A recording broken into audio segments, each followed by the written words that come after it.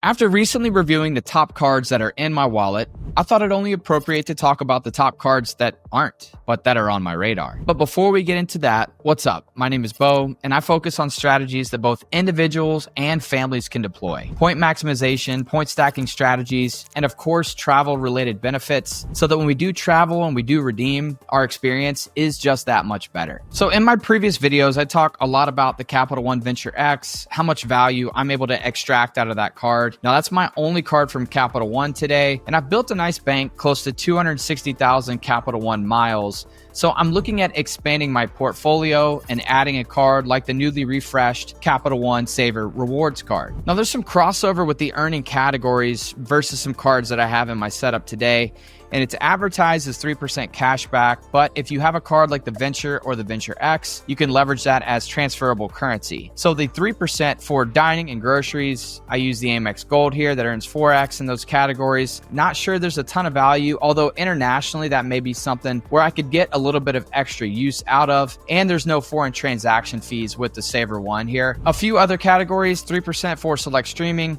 I use the Chase Sapphire Preferred here. Not sure I would replace that for the Savor One. So that leaves me really 3% for entertainment, which is something that I could get some value out of. Not sure there's enough value here to add this card and just plug it in for entertainment. Although a nice cash bonus, $250 after spending $500 in the first 3 months. One other point, I was looking for the Uber One membership. It looks like that's going away here in mid-November 2024. And that elevated earning within Uber, I don't see that listed here as well. So all that being said, is that enough of a justification where I would add this card and plug it in specifically for entertainment? Or do I look at possibly starting fresh with another ecosystem like Wells Fargo? Say what you will about Wells Fargo. Personally, I don't have any negative experiences. I actually have some positive experiences with their customer service. I've had checking and savings accounts with them for a number of years, but when I decided I wanted to earn more than a fraction of a penny from my savings account, I made the shift away from Wells. Now, I continue to receive targeted mailers for the Autograph Journey card,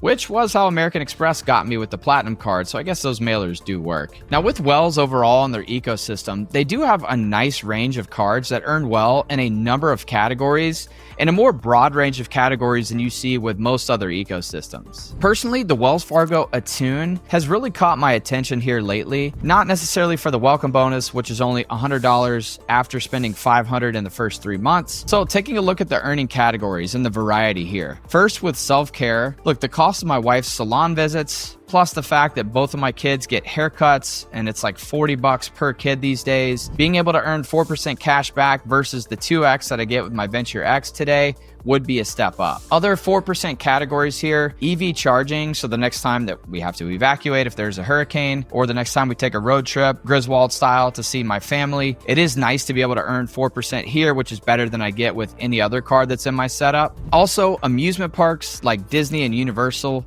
sports camps like Soccer Shots, or pet care like Petco or Chewy or BarkBox, and sports and entertainment. And this includes Legoland, StubHub, and Ticketmaster. They even have a create and collect category, which earns 4% for places like Etsy and Michaels. Not to mention Apple, Spotify, and other streaming services. So that's a huge variety of categories. Not to mention those of us that have kids probably are really intrigued by this based on all the different entertainment options that we could earn 4%. So what makes this even more valuable is that 4% cash back could be turned into 4x travel rewards if I do eventually add a card like the Autograph Journey, which is more of that anchored travel rewards card from Wells. And this is one of the main reasons I'm not even considering any US bank cards, since they don't have transfer partners. So to me, this makes the Attune even more valuable than the next card that I'll talk about, but let's dig into that card and then we'll try to compare. Yes, I am really late to the journey to not even have this card in my setup today.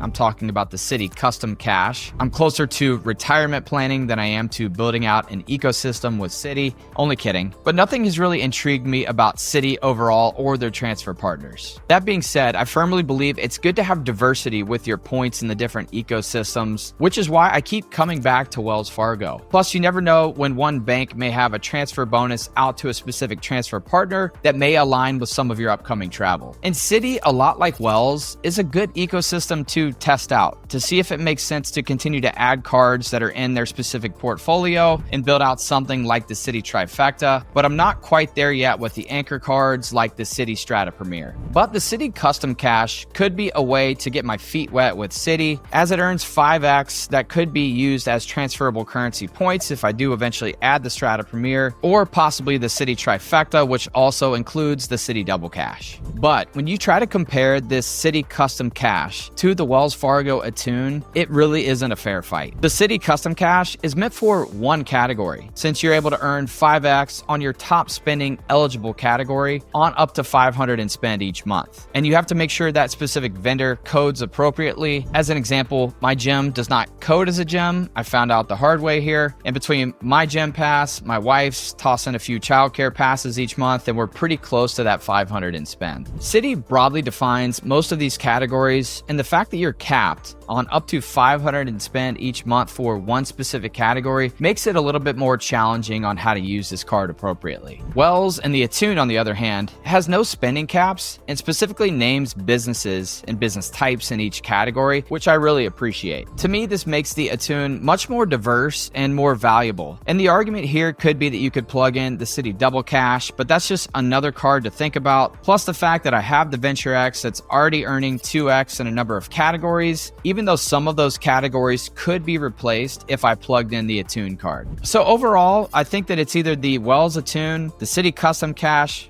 possibly both, but not the Capital One Savor rewards that I would look to add next to my setup. What do you guys think? Do you have any of these cards in your setup today? What's your experience been if so? I hope you got some value out of this content. I think I'm heavily leaning toward the Wells Attune. Talk me out of it. Let me know your thoughts and your experiences. As always, spend wisely, redeem those points for incredible memories, and we'll talk again soon. Cheers.